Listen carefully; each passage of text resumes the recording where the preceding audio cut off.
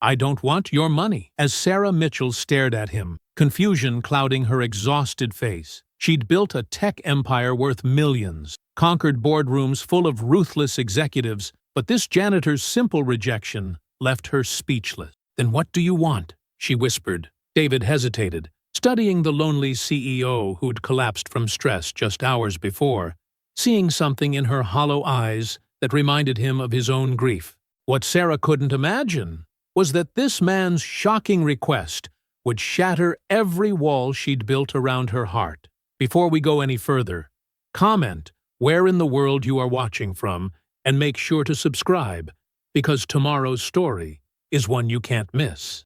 The soft hum of the heating system was the only sound accompanying Sarah Mitchell as she sat hunched over her mahogany desk, the glow of her computer screen casting harsh shadows across her face.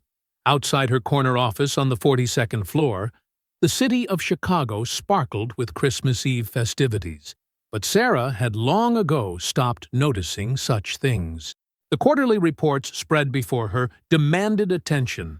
Profit margins, growth projections, acquisition opportunities, the numbers that had become her entire world since she'd built Mitchell Technologies from nothing. At 35, Sarah was everything the business magazines loved to feature. A self-made millionaire who'd transformed a small tech startup into a Fortune 500 company. What they didn't write about was the price of that success. The hollow ache that had settled in her chest 10 years ago when her parents died in a plane crash, leaving her utterly alone. Work had become her fortress, achievement her only measure of worth. She glanced at the silver-framed photo on her desk. Herself at 25, laughing between her mother and father at their last Christmas together. Her mother's gentle smile seemed to reproach her from across the years. "You're working too hard again, sweetheart," she could almost hear her saying. Sarah quickly looked away, focusing instead on the acquisition proposal that needed approval before the holiday break. The building around her had grown quiet hours ago. Even the most dedicated employees had left to spend Christmas Eve with their families. But Sarah felt no pull toward an empty penthouse apartment. Here, surrounded by the tangible evidence of her success, she could almost forget the silence that waited at home. Her phone buzzed with a text from her assistant. "Board meeting moved to 9 p.m. tonight. Mr. Peterson insists on finalizing the quarterly review before Christmas." Sarah sighed, rubbing her temples where a familiar tension headache was building. The pressure had been mounting for months. Board expectations, market volatility, the constant demands of staying ahead of competitors who would love to see Mitchell Technologies stumble. She stood abruptly, papers scattering as dizziness washed over her. When had she last eaten? The protein bar from this morning felt like a lifetime ago. Sarah gathered her files, stuffed them into her briefcase, and headed for the elevator, her heels clicking sharply against the polished marble floors of the empty executive floor. The elevator descended silently, its digital display counting down the floors as Sarah's breathing became increasingly shallow. The walls seemed to close in around her as her heart began racing. 40 floors. 35. 20. The briefcase slipped from her suddenly trembling hands, spilling documents across the elevator floor. "Not now," she whispered, gripping the handrail as waves of panic crashed over her. The stress she'd been carrying for months, the loneliness, the pressure, the crushing weight of always having to be perfect, converged into a single moment of overwhelming anxiety. Her vision blurred, her chest tightened, and the elevator's gentle motion made her stomach lurch. 15 floors. 10. 5. The last thing Sarah saw before darkness claimed her was her scattered papers floating around her like fallen snow. David Harper was pushing his cleaning cart down the marble lobby when he heard the soft ding of the elevator. Strange. Everyone had left hours ago. He'd been working as the night janitor for 8 months now, ever since losing his teaching position. And the executive floors were always empty by this time on a Friday, especially Christmas Eve. The elevator doors slid open to reveal a woman in an expensive suit crumpled on the floor amid a sea of scattered documents. David immediately recognized her. Sarah Mitchell, the CEO whose picture graced the company newsletter every month. But instead of her usual composed expression, her face was pale and unconscious. "Ma'am, ma'am, can you hear me?" David dropped to his knees beside her, his janitor training forgotten as his old instincts as a teacher and father kicked in. He felt for a pulse, rapid but strong, and noticed her shallow breathing. Not a heart attack, but definitely unconscious. With steady hands that had once comforted crying 6-year-olds and now soothed his own twin daughters, David pulled out his phone and dialed 911. "This is David Harper at Mitchell Technologies, 200 North Michigan. I need an ambulance. The CEO has collapsed and is unconscious." As he waited for the paramedics, David stayed beside Sarah, speaking in the same gentle tone he used when Emma or Lily had nightmares. "It's going to be okay. Help is coming. Just rest now." When Sarah's eyes finally fluttered open, the first thing she saw was a stranger's kind face, looking down at her with genuine concern, something she hadn't experienced in longer than she cared to remember. The morning light filtering through the hospital blinds felt harsh against Sarah's eyes as she slowly awakened. The sterile smell of disinfectant and the soft beeping of monitors reminded her where she was. And why? The panic attack in the elevator seemed like a distant nightmare until she tried to sit up and felt the lingering weakness in her limbs. A gentle knock at the door interrupted her thoughts. "Come in," she called, expecting to see a nurse or perhaps her assistant. Instead, David Harper appeared, looking somewhat out of place in his work clothes among the clinical white of the hospital room. In his hands, he carried what appeared to be colorful pieces of construction paper. "I hope I'm not disturbing you," David said, his voice carrying the same gentle tone she remembered from the elevator. "The nurses said you were awake. I wanted to check on you before my shift started." Sarah blinked in surprise.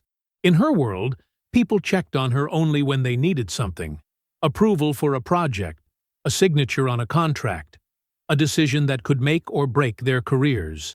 The concept of someone visiting purely out of concern felt foreign. "I'm fine," she said automatically, then caught herself. The man had saved her from lying unconscious in an elevator for who knew how long. "I mean, thank you. For last night, you probably saved my life." David shook his head modestly. Anyone would have done the same.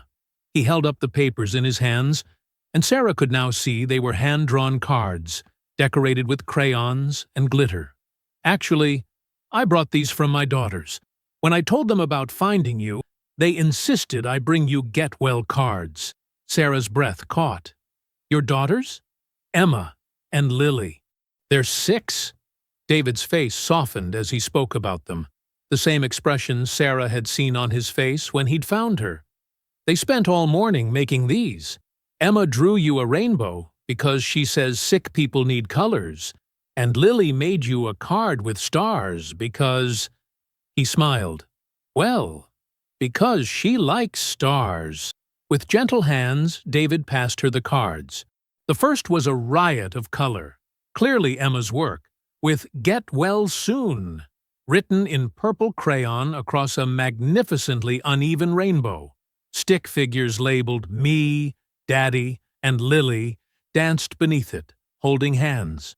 The second card was more intricate, covered in carefully drawn silver stars with "Feel Better" written in neat block letters. Sarah stared at the cards, something tight and unfamiliar stirring in her chest. When was the last time someone had made her something by hand? When was the last time anyone had thought of her when she wasn't there to demand their attention? "They're beautiful," she whispered, tracing Emma's crooked rainbow with her finger. "They were really worried about you," David continued. "I probably shouldn't have told them about finding you, but they always ask about my work. When they heard about the sad lady who got sick, they wouldn't stop talking about it." "The sad lady?" Sarah looked up sharply. David's cheeks reddened slightly. "Emma's words, not mine. She has this way of seeing things that adults miss. She said you must be very sad to get so sick that you fell down. Sarah felt heat behind her eyes, a sensation she hadn't experienced in years. She cleared her throat, desperately trying to maintain some semblance of her professional composure. I should repay you somehow. For helping me. Perhaps a bonus, or— Ms. Mitchell, David interrupted gently. I don't want your money. The simple statement hung between them. Sarah stared at him, genuinely confused. In her experience, everyone wanted something from her. Money, connections, opportunities. It was the natural order of her world. Then what? David was quiet for a moment, seeming to wrestle with something. Finally, he met her eyes. This might sound strange, but would you come to our Christmas dinner tonight? The girls have been worried about you all morning, and honestly, he paused, studying her face. You looked like you needed a family. Sarah felt the words hit her like a physical blow. A family. The thing she'd lost 10 years ago and convinced herself she didn't need. The thing she'd replaced with board meetings and profit margins and the cold satisfaction of corporate success. She started, then stopped. The practical part of her mind, the CEO part, screamed that this was inappropriate, unprofessional, a boundary crossed that should never be crossed. But the cards in her hands, made by two 6-year-olds who worried about a stranger's sadness, seemed to argue otherwise. What time? She heard herself ask. David's face broke into a genuine smile, the first she'd seen from him. 6 o'clock. I'll write down the address.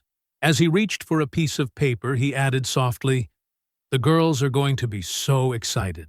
For the first time in longer than she could remember, so was Sarah. At exactly 6 o'clock that evening, Sarah found herself standing outside a modest apartment building in a neighborhood she'd only ever driven through on her way to more affluent parts of the city. The contrast between her penthouse and this working-class area wasn't lost on chain-link fences instead of private gardens, narrow streets lined with older cars instead of her usual valet-parked luxury sedan.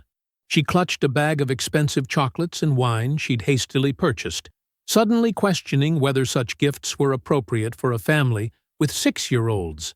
The uncertainty felt foreign. In her business world, she always knew the right move, the perfect strategy. Here, she was operating without a playbook. David answered the door wearing jeans and a Christmas sweater that had clearly seen better years, but his smile was warm and welcoming. You came, he said, and Sarah heard genuine surprise in his voice, as if he'd half expected her to back out. I keep my promises, she replied, then immediately wondered if that sounded too formal. Before David could respond, 2 small tornadoes burst past him. It's the business lady! It's the business lady! Emma shrieked, bouncing on her toes with excitement. We made you a place at the table, Lily added more quietly, tugging on Sarah's coat with sticky fingers. Daddy said you might not come because important people are very busy, but I knew you would. Sarah knelt down to their eye level, moved by their simple faith in her. I wouldn't miss it for anything. The apartment was small but warm, decorated with homemade Christmas ornaments and children's artwork taped to every available wall. A tiny tree sat in the corner, surrounded by a modest pile of wrapped presents. The smell of something decidedly non-gourmet wafted from the kitchen. I hope you like mac and cheese, David said, following her gaze toward the kitchen. It's the girls' favorite, and I'm afraid my cooking skills are limited to things that come from a box. Mac and cheese sounds perfect, Sarah said, and meant it. She couldn't remember the last time she'd eaten anything that wasn't catered by 5-star restaurants or grabbed hurriedly between meetings. Dinner was unlike anything in Sarah's recent memory. The girls chattered constantly, asking her questions about her business job with the endless curiosity of children. Emma wanted to know if she got to boss people around all day. Sometimes, Sarah admitted, while Lily was fascinated by the idea that Sarah worked in a building taller than the clouds. Do you have a family? Emma asked around a mouthful of macaroni. Emma, Don't talk with your mouth full, David chided gently. It's okay, Sarah said, though the question hit harder than she'd expected. No, I don't have a family. It's just me. That's very sad, Lily observed matter-of-factly. Everyone should have a family. Daddy says family is the most important thing in the whole world. Daddy's very wise, Sarah replied, glancing at David, who was looking slightly embarrassed by his daughter's directness. After dinner, the girls insisted on showing Sarah their room, proudly displaying their treasures, a collection of dolls with mismatched clothes, books with well-worn pages, and an impressive array of drawings depicting various family adventures. Their joy was infectious, their love for each other, and their father evident in every interaction. When the twins finally went to bed, Sarah and David sat in the small living room with cups of coffee that was far better than anything her office coffee machine produced. "Thank you," Sarah said quietly. "I can't remember the last time I laughed that much." David studied her face in the soft lamplight. "Can I ask you something? What happened yesterday? In the elevator? Had that ever happened before?" Sarah was quiet for a long moment. "The panic attacks started a few months ago. The doctor says it's stress, but I think it's more than that. I think it's—" She struggled for the words.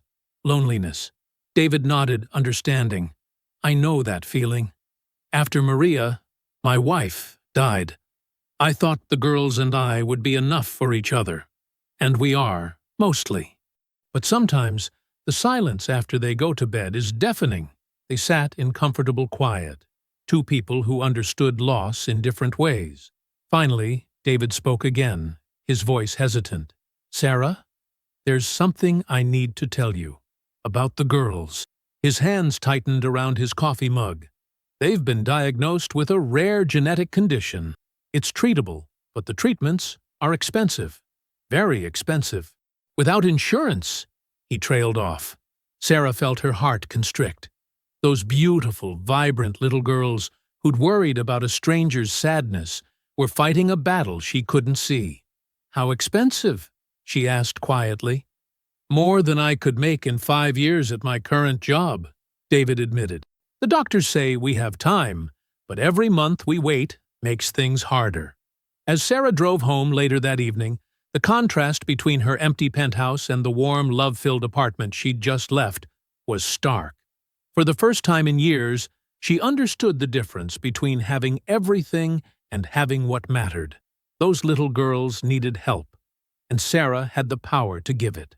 The morning after Christmas, Sarah sat in her pristine office staring at her computer screen. But instead of quarterly reports, she was researching pediatric genetic conditions. The medical journals and treatment options painted a sobering picture. The twins' condition was indeed treatable, but the costs were staggering. Without intervention, the progressive nature of their illness could lead to serious complications within the next few years. She leaned back in her leather chair, the silence of her office feeling more oppressive than usual. The contrast between last night's warm chaos and this sterile environment was jarring. Emma's infectious laughter and Lily's thoughtful observations had followed her home, making her penthouse feel even more like a beautiful prison. By noon, Sarah had made a decision that would have shocked her board of directors. She called her personal attorney, and within hours had established the Hope Foundation, an anonymous charitable organization specifically designed to cover medical expenses for children with rare genetic conditions. The twins would be its first beneficiaries, though David would never know the source of their sudden good fortune. Over the following days, Sarah found herself thinking constantly about the Harper family. On Thursday, she stopped by David's apartment under the pretense of returning a serving dish Emma had insisted she take home filled with leftover cookies. "Miss Sarah!" Emma practically launched herself at Sarah's legs the moment David opened the door. "Daddy, look! Miss Sarah came back!" "I can see that, sweetheart," David said, his surprise evident. "Would you like to come in?" "We were just about to have lunch." Lily appeared beside her sister, offering Sarah a careful smile. "We made sandwiches. Daddy lets us cut them ourselves, if we're very careful."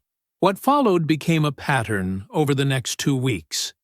Sarah would find reasons to visit, bringing books for the girls, offering to help David with job applications, or simply showing up with coffee and pastries from the bakery down the street. Each visit, she told herself, was just a casual check-in. In reality, these visits had become the highlight of her days. Emma had appointed herself Sarah's unofficial best friend, chattering endlessly about everything from her favorite cartoon characters to her elaborate plans for becoming either a veterinarian or a princess, possibly both. She had also declared Sarah her business partner in an imaginary company that sold rainbow-colored flowers and happiness. "See, Miss Sarah," Emma explained seriously during one afternoon visit, pulling out a shoebox filled with crayon drawings. "In our business, we make people happy when they're sad. Just like you were sad in the elevator, but now you're not sad because you have us." Lily, quieter but equally perceptive, had begun a different kind of campaign for Sarah's attention. During their first week of visits, she started leaving small gifts under Sarah's office door. A drawing of a star with "For the Nice Lady" written in careful letters, a friendship bracelet made from colorful yarn, a paper flower with "Thank you for making Daddy smile" tucked inside. David, initially wary of Sarah's frequent visits, gradually began to relax as he witnessed her genuine affection for his daughters. The professional distance between CEO and janitor slowly eroded, replaced by something that felt dangerously close to friendship. One evening, as Sarah helped Emma with a particularly challenging puzzle, while David cleaned up dinner dishes, he paused in the kitchen doorway to watch them. "You're good with them," he said quietly. "They're easy to love," Sarah replied, then immediately felt heat rise in her cheeks at how naturally the word had slipped out. "They think you hung the moon," David continued, settling beside them on the carpet. "Emma told her teacher that her business partner visits every day now. Lily drew a picture of our family for art class and included you." Sarah's hands stilled on the puzzle piece she'd been holding. "She included me?" "4 stick figures holding hands," David confirmed. She labeled them Daddy, Emma, Lily, and Miss Sarah. That night, driving home through the quiet streets, Sarah realized that something fundamental had shifted inside her. The empty penthouse that had once represented achievement now felt like exactly what it was, a beautiful, lifeless space where she existed but didn't live. For the first time in 10 years, she found herself looking forward to tomorrow not because of what she might accomplish, but because of who she might see. The twins' innocent affection was healing something in her that she hadn't even realized was broken. As she pulled into her parking garage, Sarah's phone buzzed with a text from David. "Emma wants to know if you'd like to help make New Year's cookies tomorrow. Fair warning, she's very particular about sprinkle distribution." Sarah smiled as she typed back, "Wouldn't miss it.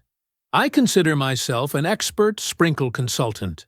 The loneliness that had consumed her for so long was finally beginning to crack, letting in light she'd forgotten existed. The opportunity presented itself during Sarah's visit the following Tuesday evening.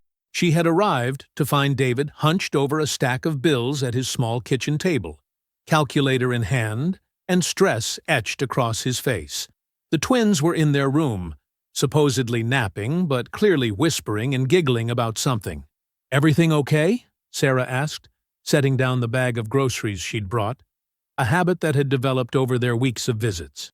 David looked up, quickly shuffling the papers together. "Just the usual monthly juggling act. Nothing I can't handle." But Sarah had caught glimpses of the medical bills mixed in with the utilities and rent notices. Her anonymous foundation had covered the major treatments, but there were still countless smaller expenses, co-pays, and specialized appointments that added up to an overwhelming burden for someone working multiple minimum-wage jobs. "David," she said, settling into the chair across from him, "I have a proposition for you." He raised an eyebrow, wariness creeping into his expression. "That sounds ominous." "I want to offer you a position at Mitchell Technologies, Director of Community Outreach." Sarah had been formulating this plan for days, researching the role and how it could legitimately utilize David's background. You'd be developing programs to help local families, working with schools, coordinating our charitable initiatives. It's exactly what you trained for as a teacher, just on a larger scale. David's face went through a series of expressions: surprise, hope, and then something that looked almost like pain. Sarah, that's incredibly generous, but I can't accept that. Why not? You'd be perfect for it. You understand what families in this community need because you've lived it. You have the educational background. No, I don't. David's voice was quiet, but firm. I never finished my degree. Sarah stared at him. What do you mean? I was 3 semesters away from graduating when my parents lost the farm. I had to drop out to help them, and then there was never money to go back. When I got the teaching job, it was because of an emergency certification program, but it was always temporary. He ran his hands through his hair. I'm just a high school graduate with some college credits and a lot of good intentions. The revelation hit Sarah like a physical blow. She had assumed, in her privileged worldview, that someone as articulate and knowledgeable as David must have completed his education. The reality of how financial barriers could derail even the most promising lives had never truly registered with her before. That doesn't matter, she said firmly. Your experience matters more than any degree. It matters to your board of directors.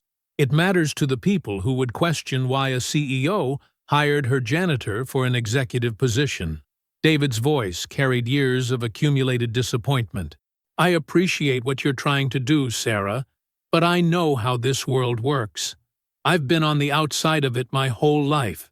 That evening, after putting the twins to bed with their usual elaborate bedtime story, tonight featuring Princess Emma and Queen Lily saving a kingdom with the help of their advisor, Lady Sarah, David sat with Sarah on his small couch, both of them quiet with their own thoughts. Can I ask you something? David said finally. When you were building your company, did anyone ever tell you that you didn't belong there? Every day, Sarah replied without hesitation. Young woman in tech, no MBA, no family connections. I heard no so many times I stopped counting. So, how did you push through it? Sarah considered the question seriously. Stubbornness, mostly, and the knowledge that I had something valuable to offer, even if other people couldn't see it yet. She turned to face him fully. David, you have something valuable to offer. Don't let other people's limitations become your own. It's different when you have children depending on you. I can't afford to take risks that might not pay off. What if I told you it wasn't a risk? Sarah said quietly. What if I could guarantee it would work out? That night, unable to sleep, Sarah found herself researching David's background more thoroughly. What she discovered made her heart ache. David Harper hadn't just been any teacher. He'd been exceptional. Awards for innovation in education, testimonials from parents whose children had flourished in his classroom, letters of recommendation that painted a picture of someone truly dedicated to helping others reach their potential. He'd lost his job not due to performance, but because of budget cuts that prioritized sports programs over arts education. The unfairness of it made Sarah's chest tight with anger. But there was more. Digging deeper into public records, she found news articles about the accident that had claimed his wife. Maria Harper had been driving home from her evening nursing shift when a drunk driver ran a red light. David had been home with the twins, putting them to bed. The guilt he carried wasn't just about accepting help. It was about surviving when his wife hadn't, about being unable to protect the person he'd loved most. Understanding flooded through Sarah, along with a determination that surprised her with its intensity. David Harper deserved more than survival. He deserved to thrive, and she was going to make sure that happened. The next morning, Sarah called David with a proposal that had kept her awake all night, refining. What if we approached this differently? She said, pacing her office as she spoke. I'll help you finish your degree online while we create something meaningful together. A scholarship program in Maria's memory. The silence on the other end stretched so long that Sarah wondered if the call had dropped. Finally, David's voice came through, thick with emotion. "You researched her." "I did. And I learned that she was a nurse who volunteered at the children's hospital on her days off.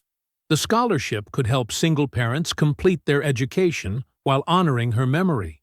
"Sarah, I can't let you—" "This isn't charity, David. This is partnership. I need someone who understands what struggling families face, and you need to finish what you started. We help each other." Over the following weeks, a routine developed that surprised them both with its naturalness. 3 evenings a week, after David finished his janitorial shift, and the twins were settled with homework or quiet play, he and Sarah would sit at his kitchen table with laptops and textbooks.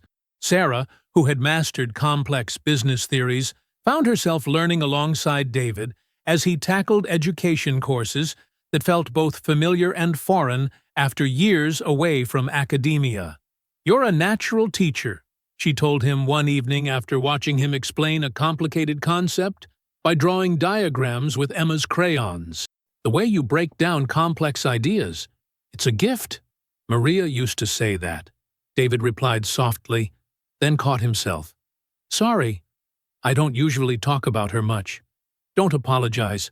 She sounds like she was wonderful." "She was." David's hands stilled on his keyboard. "She would have loved this. Watching you help the girls with their art projects, seeing them light up when you walk through the door.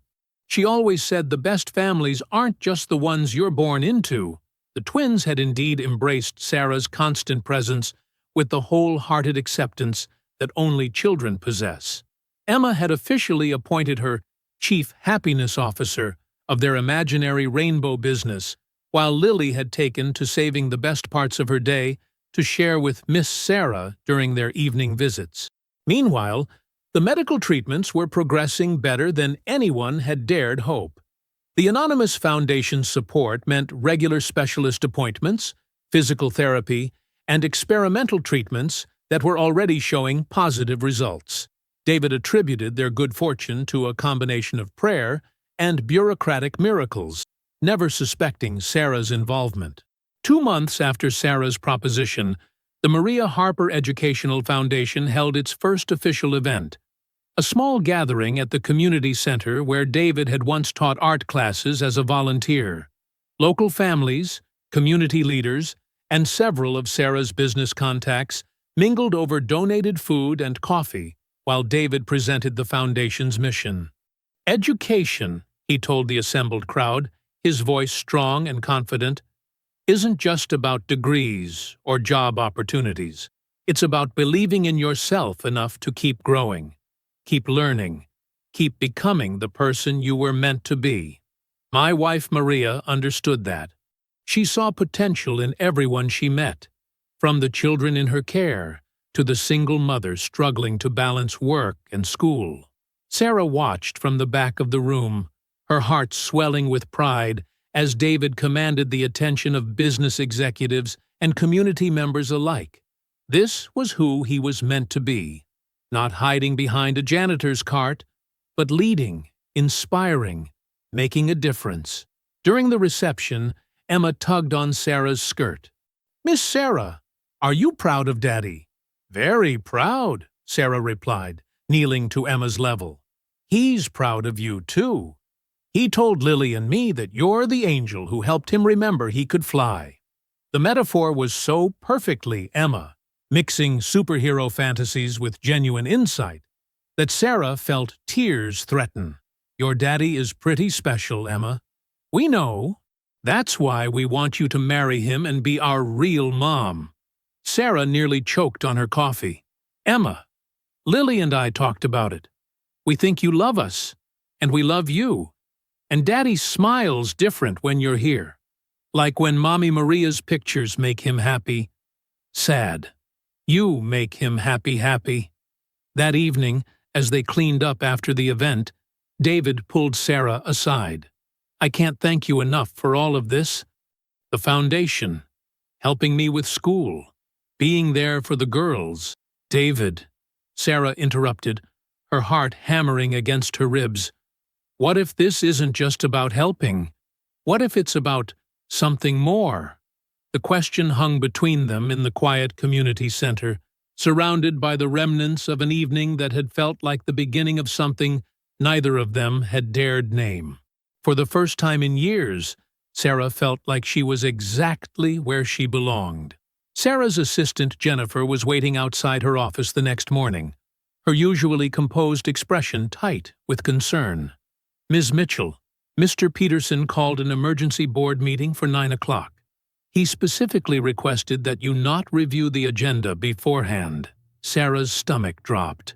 Board meetings without prior agenda review were never good news, and Peterson had been increasingly vocal about his concerns regarding her shifting priorities since she'd stepped back from some of her more aggressive expansion plans.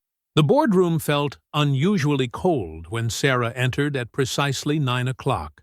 12 faces turned toward her, expressions ranging from uncomfortable to openly hostile. Peterson sat at the opposite end of the long table, a manila folder positioned prominently before him. "Sarah, thank you for joining us," Peterson began, his tone carrying the false courtesy that preceded corporate executions. "We need to discuss some concerning information that's come to our attention regarding your personal conduct." Sarah's chest tightened, but she kept her voice level. "I'm not sure what you're referring to, Robert." Peterson opened the folder and slid a series of photographs across the polished table. Sarah's blood turned to ice. The images showed her and David at the community center event, him speaking passionately at the podium while she watched from the audience, both of them laughing with Emma and Lily afterward, and, most damaging, the two of them standing close together during cleanup, deep in what appeared to be intimate conversation. These were taken 2 nights ago at what appears to be a charity event, Peterson continued. "The man is David Harper, currently employed as night janitorial staff in this very building. According to our HR records, he was recently hired for an executive position in our community outreach department, a position that reports directly to you. David is exceptionally qualified for that role," Sarah said, fighting to keep her voice steady. "Is he? Because according to his employment file, he's a high school graduate with some college credits and no relevant executive experience, yet you're paying him $90,000 annually, plus full benefits." Peterson's voice rose slightly. "Furthermore, we've discovered that you've been personally tutoring him, and that you've established a charitable foundation in his deceased wife's name." Sarah felt the trap closing around her. "The foundation serves the community. David's personal circumstances don't affect his professional qualifications." Board member Catherine Walsh leaned forward. "Sarah, we're concerned that you've compromised the company's integrity. Hiring someone you're personally involved with, especially someone so clearly unqualified, opens us to lawsuits and public relations disasters." Additionally, Peterson added, producing his phone, "this morning's tabloid seems to agree with our assessment." Sarah's hands trembled as Peterson slid his phone across the table. The headline read, "Tech CEO's Charity Case. Millionaire Sarah Mitchell buys love with janitor's family." The accompanying photos showed her entering David's apartment building, playing with the twins at a park, and sitting beside David at his kitchen table during one of their study sessions. The article was brutal in its implications, painting Sarah as a lonely, wealthy woman who had essentially purchased a ready-made family. It described David as a struggling single father who struck gold when his wealthy boss took pity on him, and suggested their relationship was based on financial dependence rather than genuine affection. "The board has voted," Peterson announced. "Either you end this inappropriate relationship immediately and terminate Mr. Harper's employment, or we'll be forced to remove you as CEO for compromising company integrity." Sarah stared at the tabloid photos, seeing their beautiful, growing relationship twisted into something sordid and transactional. The worst part was how the narrative would affect David and the girls, the humiliation, the whispers, the assumption that their feelings weren't real. "I need time to consider your ultimatum," she managed. "You have until tomorrow morning." Sarah made it to her car before the tears came. Her phone was already buzzing with calls. Reporters, business associates, friends wanting to know if the story was true. She ignored them all except one. David's call went straight to voicemail, and her text messages showed as delivered but unread. When she drove to his apartment that evening, the building manager informed her that Mr. Harper had specifically requested that she not be allowed upstairs. The next morning, Sarah found David's resignation letter on her desk, formal and brief. "Due to circumstances beyond my control, I am resigning my position effective immediately. I apologize for any disruption my employment may have caused." That evening, sitting alone in her penthouse with the city lights blinking below, Sarah realized she faced a choice that would define the rest of her life. She could fight to save her position, restore her reputation, and return to the successful but hollow existence she'd known before. Or she could choose love, even if it meant losing everything else. For the first time in her career, the choice was surprisingly easy. A week passed in agonizing silence.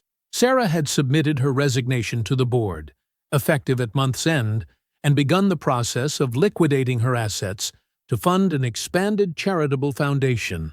But none of that mattered without David and the girls.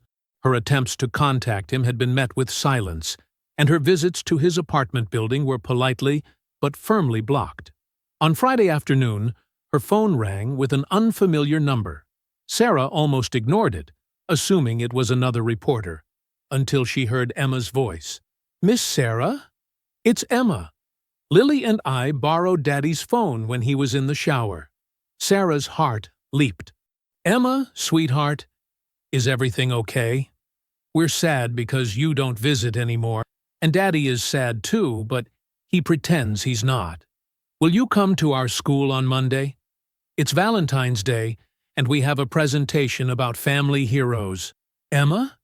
I don't think your daddy would want—" "Please. We already made our poster, and you're on it. Mrs. Martinez says families come in all different ways, and you're part of our family, even if the mean newspaper people don't understand." Sarah closed her eyes, overwhelmed by the innocent wisdom of a 6-year-old. "What time, sweetheart?" 2:00 in the big room. Don't tell Daddy we called, okay? It's a surprise. Monday afternoon found Sarah sitting in the back of Lincoln Elementary's multipurpose room, surrounded by proud parents and grandparents. She spotted David near the front, looking tired but attentive, as he watched for his daughter's turn. When Emma and Lily took the stage, they proudly displayed a poster board covered with photos and drawings. Emma began with characteristic enthusiasm. "Our presentation is about family heroes. This is our daddy, David Harper. He takes care of us and teaches us important things like kindness and helping other people." Lily stepped forward, her voice quieter but clear. "Our daddy is brave because when our Mommy Maria went to heaven, he learned how to do everything by himself. He makes us breakfast and braids our hair and reads stories with different voices for all the characters." Sarah watched David's face soften with pride and love as his daughters continued. "But families aren't just people who live in the same house," Emma declared. "This is Miss Sarah. She's our other family member because she loves us, and we love her, and she helped our daddy remember that he's really smart." Lily held up a drawing of 4 stick figures holding hands. "Mrs. Martinez says some families are made by choice, not just by being born. Miss Sarah chose to be part of our family when we needed her most." Sarah felt tears streaming down her face as the presentation continued. The girls spoke about their 3-person family with such conviction that several other parents turned to look at Sarah with curious, welcoming smiles. After the presentations, as families mingled over cookies and punch, Mrs. Martinez approached Sarah. "You must be Miss Sarah. The girls talk about you constantly." They say you and their father run a foundation together? We did, Sarah said softly, watching David across the room, still avoiding her gaze. They also said you taught their daddy that angels come in business suits. The teacher smiled. Children see things very clearly sometimes, don't they? That afternoon, Sarah drove to David's apartment with a manila folder and her heart in her throat. This time, she bypassed the building manager and waited by David's car until he returned from picking up the girls. Sarah, he said quietly, as the twins ran ahead to the building entrance, you shouldn't be here. I resigned, she said simply. David stopped walking. What? From Mitchell Technologies. I stepped down as CEO, and I'm using my assets to start a real foundation. Not as a wealthy woman's hobby, but as a full-time commitment to helping families like yours. She handed him the folder. This is a job offer, David. Not from a CEO to her employee, but from one person to another who believes in the same things. Equal partners in something that matters more than profit margins or stock prices. David stared at the papers, incorporation documents showing them as co-directors, financial projections that were conservative but sustainable, and a mission statement written in both their voices. Sarah, the tabloids, the gossip, will fade. But this won't. She gestured toward the twins, who were pressing their faces against the lobby window, waving enthusiastically. They see what matters, David. Maybe we should trust their vision. Emma burst through the lobby door at that moment, unable to contain herself any longer. Miss Sarah, you came. I told Lily you would because you love us. Are you going to marry our daddy now? Lily added, with her characteristic directness. Because Emma and I made a list of reasons why you should. And it's very long. David looked from his daughters to Sarah, his resolve clearly crumbling. The world will say whatever it wants, Sarah interrupted gently. But what do you say? David was quiet for a long moment, studying her face. Then, slowly, he reached into his jacket pocket and pulled out a small velvet box that looked like it had been carried around for weeks. I say that Maria always told me, love multiplies when it's shared, he said softly. And I say that Emma's right. You have been part of our family from the moment you chose to see us as people worth loving. As David knelt on one knee in front of his apartment building, with Emma and Lily bouncing excitedly beside him, Sarah realized that she'd finally found her true success. Not in boardrooms or profit statements, but in the faces of three people who had chosen to love her exactly as she was. 6 months later, the Harper Mitchell Foundation hosted its first annual gala in the same community center where David had once volunteered. The room was filled with families they'd helped, single parents completing their education, children receiving medical care, couples starting small businesses with microloans. Sarah stood at the podium, no longer CEO of anything, but happier than she'd ever been as co-director of an organization that changed lives daily. David worked beside her, his teaching degree finally completed, his natural leadership abilities fully recognized. When I collapsed in an elevator last Christmas Eve, Sarah told the audience, I thought my life was falling apart. What I didn't realize was that it was finally coming together. Emma tugged on her stepmother's dress from the side of the stage. Miss Sarah, Mommy Sarah, are you going to tell them about how love grows? Sarah smiled, lifting Emma up to share the microphone. Emma has something to add. We learned that when you share love, you don't have less, Emma announced to the audience with 6-year-old confidence. You have more. Our family started with just Daddy, Lily, and me. But when Mommy Sarah joined us, we didn't have to share our love in smaller pieces. We just got bigger hearts. From the audience, David applauded his wife and daughters, his face glowing with the kind of success that could never be measured in dollars or quarterly reports. Later that evening, as they cleaned up after the event, Lily approached Sarah with a carefully folded piece of paper. I made you something. Sarah opened it to find a drawing of 5 stick figures: David, herself, Emma, Lily, and a smaller figure in the middle labeled Baby Harper. "Lily!" Sarah laughed. "We haven't told anyone about the baby yet." "I know," Lily said matter-of-factly. "But babies are good at hiding in mommy's tummies, and I'm good at noticing when people are happy in new ways."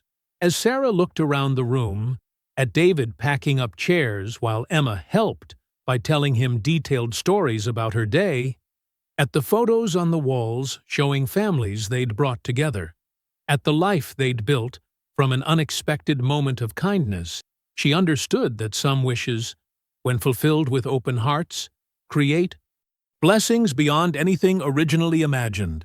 The janitor's wish for companionship had become a CEO's discovery of purpose, and together they'd built something neither could have created alone. A love that multiplied with every life it touched. I hope you enjoyed that story. Make sure to like and subscribe so that you do not miss out on tomorrow's story. Two of my favorite stories are on the screen now for you to enjoy.